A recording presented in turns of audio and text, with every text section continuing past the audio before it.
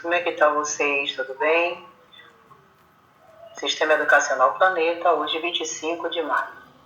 Vamos trabalhar hoje com História. Olha só, o assunto é um pouquinho grande, tá? Vamos falar sobre o índio.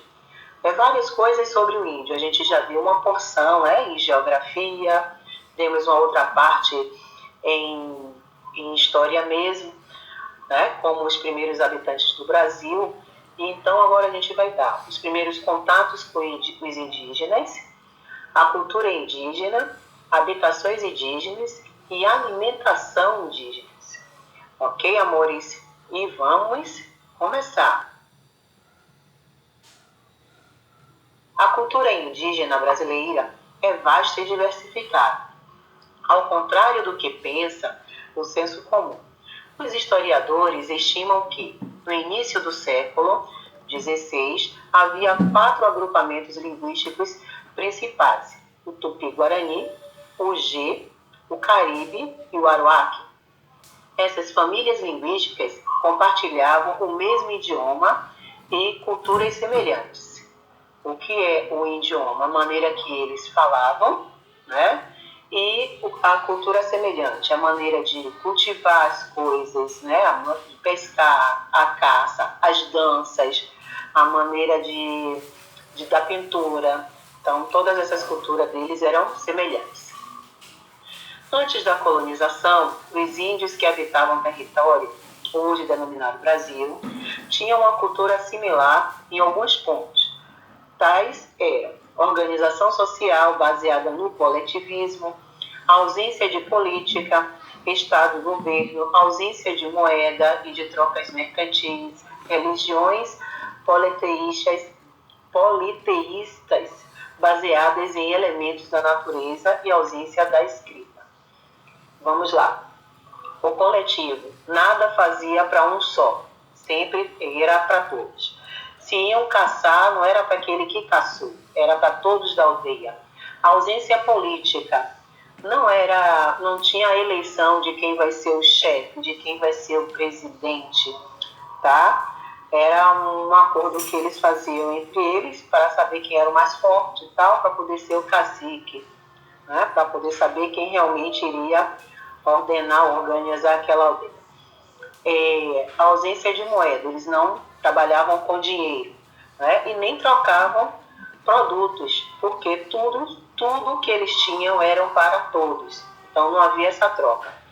As religiões dele, ela baseada no que o pajé realmente acreditava, né? No Tupã, no Jaci, tal, Deus Lua, Deus Sol, é isso aí, que baseava. Não tinha ausência de escritas, pois eles também não sabiam escrever, não sabiam os códigos linguísticos, né? Os nossos.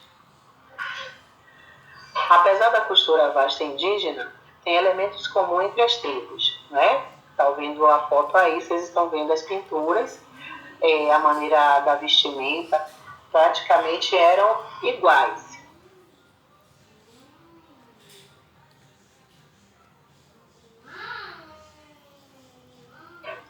Os primeiros contatos com os indígenas. Em 1500, os primeiros portugueses que desembarcaram no Novo Mundo, na América, tomaram posse das terras. Logo em seguida, tiveram os primeiros contatos com os indígenas, designados pelos portugueses de selvagens. Alguns historiadores chamavam o primeiro contato entre portugueses e indígenas de encontro de culturas, como uma tentativa de amenizar e adocicar as péssimas relações que foram mantidas, né? Mas percebemos que o início do processo de colonização portuguesa foi um desencontro de culturas, que mais correspondeu ao processo de extermínio e submissão dos indígenas, tanto por meio dos conflitos com os portugueses, quanto pelas doenças trazidas por estes, como a gripe, a tuberculose e a sífilis, né? Porque eles tentaram adocicar, né? Dizer que foi ótimo o contato, conheceram pessoas de pele limpa, né? Que não tinha nenhum tipo de doença, não tinha um carocinho na pele sequer, né? Então, esse foi justamente o que eles tentaram adocicar, que realmente o índio não tinha isso. A vida dele nativa, de tomar banho, não deixava com que ele ficasse com aquelas doenças. Só que os índios não tinham imunidade suficiente para as doenças trazidas pelos brancos, como a gripe, né, que a gripe chegou a matar muitos indígenas, a tuberculose e a sífilis, certo? Então, esse confronto foi o primeiro extermínio. E depois veio mais outros extermínios de guerra, né? Como era a cultura indígena?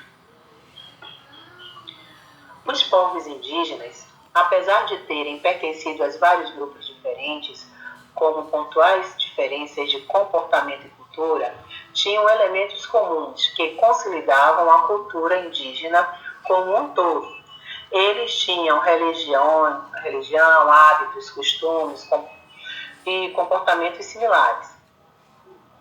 A divisão do trabalho também era parecida entre todos os povos, e o modo de vida deles era baseado na caça, na pesca, na coleta, acrescida da agricultura de algumas plantas, como a mandioca, né?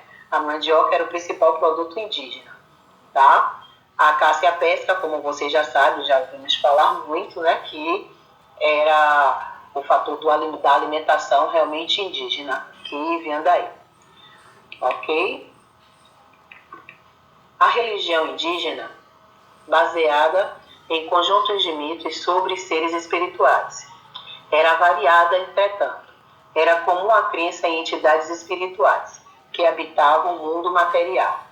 Também se acreditava em potências espirituais encarnadas por animais e na existência de pessoas que poderiam estabelecer contato com o mundo espiritual, né? Os pajés, sendo homem ou mulher, tá? O que é o pajé? Ele, além de fazer as curas, né, através de plantas, ele tinha o contato com os seres espirituais, o qual trazia boas notícias, o qual trazia más notícias do que iria acontecer. E daí que vem quando eles não sabiam explicar, inventavam-se as lendas, da onde nasceu a lenda da mandioca, a lenda do boto, várias outras lendas, né, que surgiram através do não saber explicar o que aconteceu. Tupã era um ser sobrenatural, supremo, que controlava a natureza. E como é comum nas religiões a identificação de seus deuses como seus povos. Era representado pela figura de um índio poderoso. Além desse Deus, existia a figura mística do Abaçaí, que eram uns povos que tratavam de espíritos maléficos que perturbavam a vida dos índios. Por que perturbavam? Né? Era quando a plantação deles não dava certo, quando a chuva caía desesperadamente, que eles não tinham como se salvar, né, com raios e tudo.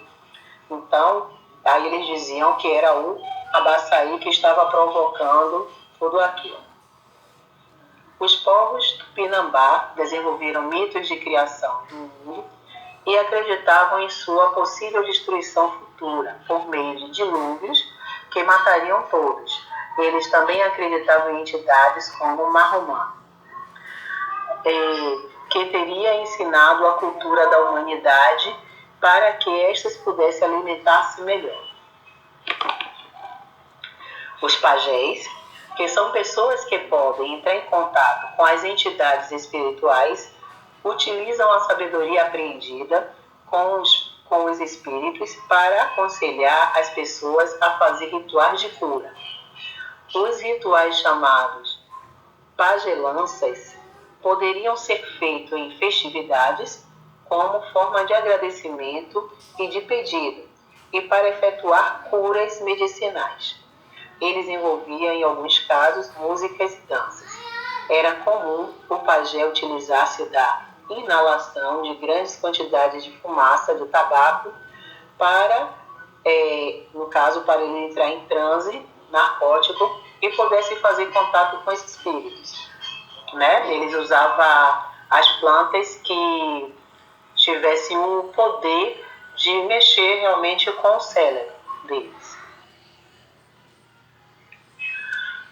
Os índios utilizavam adornos corporais e pinturas com materiais extraídos da natureza, como a tintura de urucum, os colares de peças naturais e os botox e adornos feitos para a base da arte plumária, que utilizava plumas e penas de aves. Há uma importante simbologia por trás dos adornos e das pinturas corporais que podem identificar o sexo, a idade, a aldeia, a posição social do índio, estabelecendo uma espécie de identidade cultural dos povos indígenas. Certo? O que é que ele está querendo passar para a gente, né? Que a pintura, né, que eles faziam dava um toque, né, na peça natural dele, que é o corpo, né? E também tinha os botox. O que é botox? É alguma coisa para encher a parte do corpo, como eles colocavam na boca aquele anel circular para que os lábios ficassem enormes, ou nas orelhas, né? Então ele tinha esse processo dos adornos feitos de base na arte plumária, que são as penas das aves que era usada para enfeites, né? Então isso identificaria, né, qual é o sexo daquela pessoa que está usando, qual é a idade, qual a aldeia que ela fazia parte e também já sabia qual a posição dela, se era a filha do chefe, se era o próprio chefe, né? Tinha tudo isso. Também é comum a produção de artesanatos para o ornamento de utensílios como cesta de palhas e cuias, e as tribos antigas de arcos, flechas e lanças, utilizadas para a caça e para a guerra. Então, aqui está a pintura em pernas de índio da tribo da Amazônia, né, próxima da cidade de Manaus. Características da cultura indígena. Se considerarmos apenas a cultura desenvolvida por povos indígenas brasileiros, já temos uma grande gama cultural. É característica comum das várias etnias indígenas brasileiras a valorização do contato com a natureza, né? Sendo que o modo de vida tribal, antes da ocupação violenta dos homens brancos no território brasileiro, permitia a caça, a coleta e a agricultura familiar como modos de subsistência do povo indígena. Ok? O que quer dizer? Né? Antes dos homens, né, dos brancos chegarem aqui, dos portugueses chegarem aqui, ele tinha a valorização do contato, tá, com a natureza, né? Tudo o que tinha na natureza tinha que ser realmente valorizado, tanto que eles eram nômades, ele mudava sempre de lugar para que a natureza se restabelecesse. Porém, com a chegada do homem branco e a ocupação violenta, eles pararam com isso, eles não fazem mais agricultura familiar, agora não é mais só para eles, ele tem que fazer para eles, às vezes pega também para poder vender, que se eles não fizerem isso, morrem de fome. As religiões animistas, aquelas que colocam como seres sobrenaturais e divinos elementos da natureza, o sol, a lua e as florestas. Compunham o imaginário religioso dos povos indígenas. Antes da chegada dos portugueses, a maioria das tribos indígenas era guerreira, e essas disputavam os territórios entre si, quando uma tribo migrava de um lugar para o outro, já habitado, né? Eles guerreavam entre eles. Outra característica comum das diversas tribos indígenas era a fabricação de utensílios religiosos e de decoração com base de argila, madeira, bambu, penas de aves, além da confecção de pinturas corporais utilizadas em processo de caça e de guerra ou em festivais religiosos. Costumes indígenas. A sociedade indígena prezam muito por duas coisas: o respeito e ligação com a natureza, e respeito à sabedoria dos anciões, né? Porque a experiência dos mais velhos, né, que sustentava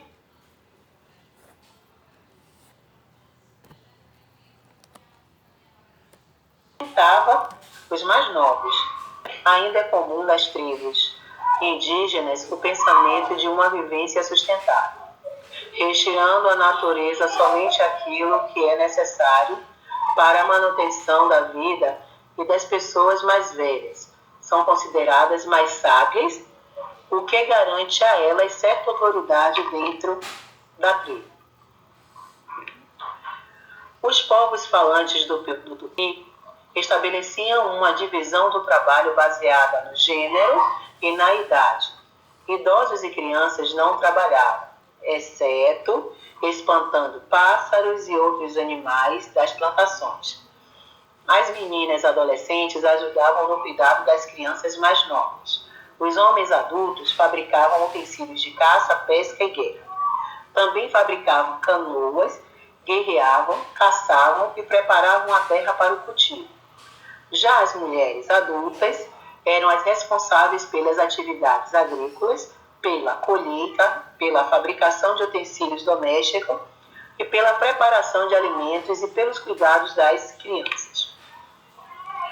Os índios, antes da colonização, viviam de maneira autônoma, sem a presença de elementos políticos, governamentais e de estados. A gestão era coletivista, baseada na cooperação entre membros de uma mesma tribo e em alianças e guerras entre as tribos diferentes. Como eu já tinha falado antes, né? Eles viviam somente para eles, cada tribo para a sua própria tribo. Não tinha governo, não tinha um governador, não tinha um prefeito, não tinha um presidente, né? A gestão dele era entre eles, tudo que um fazia era para todos, né? Então isso era a cooperação. Então, quando eles faziam alianças, né, entre as tribos, ou a guerra entre as tribos, né, era entre eles mesmos, né? Diferentes tribos, a Tupi e a Guarani é diferente da G. Então, aí eles guerreavam para tomar o território, ou faziam as alianças. Tipos de habitações indígenas. A oca é a mais comum, né, uma das mais comuns habitação indígena, principalmente entre os índios da família Tupi-Guarani. Consiste em uma grande cabana feita com tronco de árvores e cobertas com palha, ou tronco de palmeiras na oca. Podem viver várias famílias em uma mesma tribo. Olha só, aí está a oca. A maloca é um tipo de cabana comunitária usada pelos indígenas na região amazônica, principalmente do Brasil e Colômbia. Cada tribo dessa região possui um tipo de habitação com características específicas.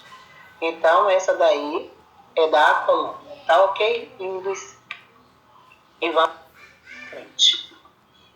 A taba, habitação indígena menor que a oca, também de origem tupi-guarani, e é um dos mais usados pela tribo da Amazônia. Esta região também serve para designar o aldeamento indígena. Está aí a taba. Tapera. Em tupi, a palavra tapera significa aldeia extinta.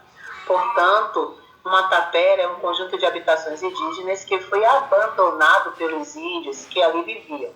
A tapera geralmente encontra-se em ruínas e ocupada por matos.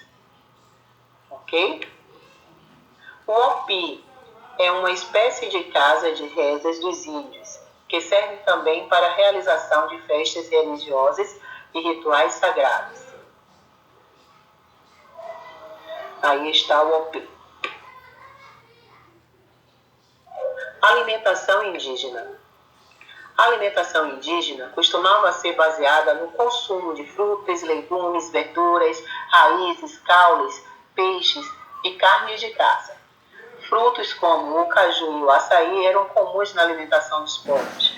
Algumas localidades, como o norte e o nordeste brasileiros,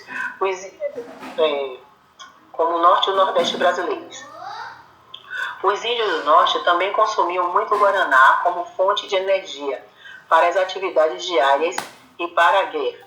A mandioca era a principal fonte de carboidrato deles, por isso era amplamente cultivada. A tapioca e a farinha de mandioca eram maneiras de estocar mandioca para utilização posterior, né? Depois, por exemplo, na época de chuva, quando não dava para plantar, eles tinham esse armazenamento da farinha, né? Como farinha de tapioca, farinha de mandioca. Hoje em dia, apesar de manterem muitos hábitos alimentares, indígenas que permaneceram tiveram que se adaptar aos hábitos alimentares da sociedade brasileira contemporânea.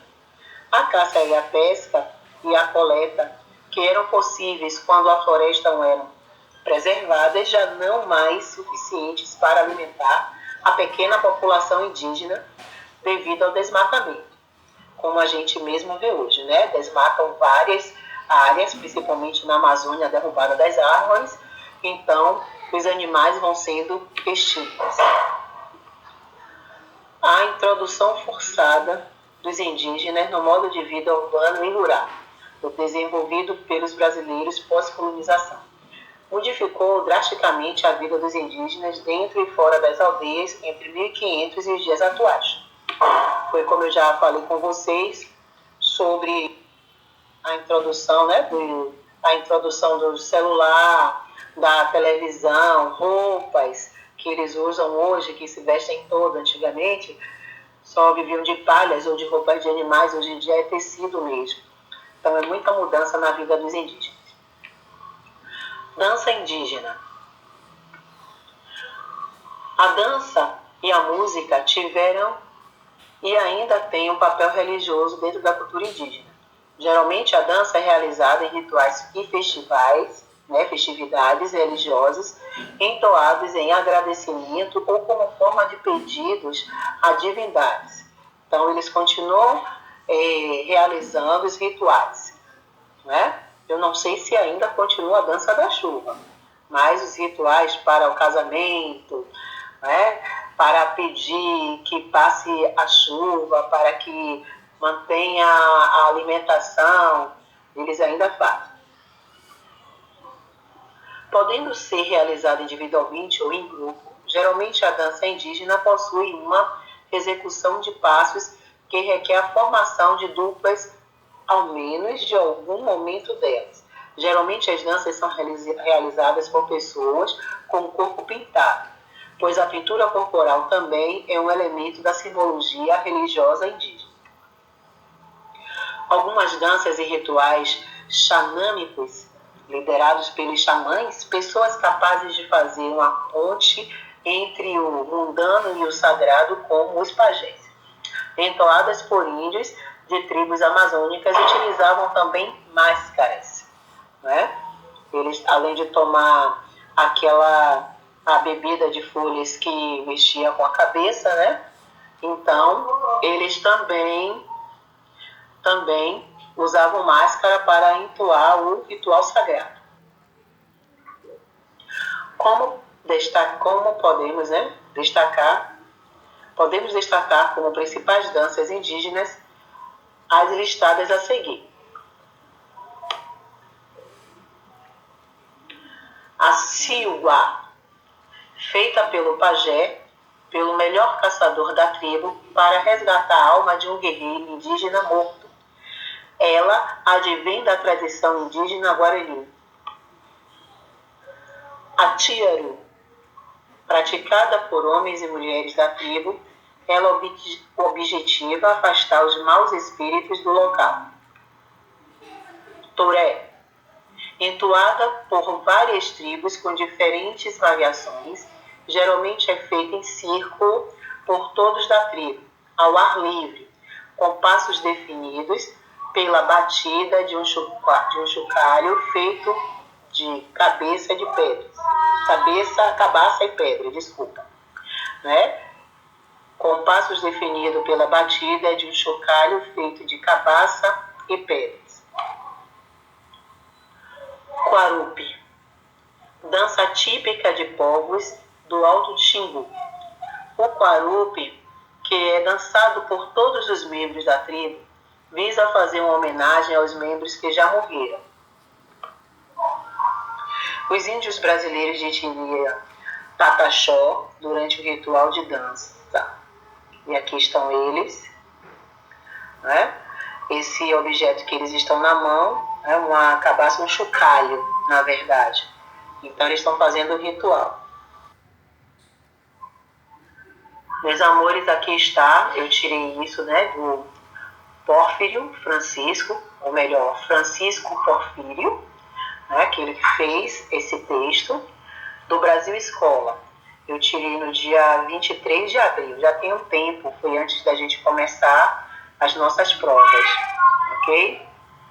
Então, eu tenho de atividades para vocês os primeiros contatos com os indígenas, a cultura indígena, as habitações indígenas, a alimentação indígena. Bom, essas atividades podem ser feitas nas aulas de ciências, pois os assuntos de ciências para a segunda unidade de teste já foi dado, né? Já está finalizado. Só falta a gente corrigir as revisões, né? Corrigir a revisão e continuar com mais revisão para poder incutir isso na cabeça de vocês para fazer nossos testes.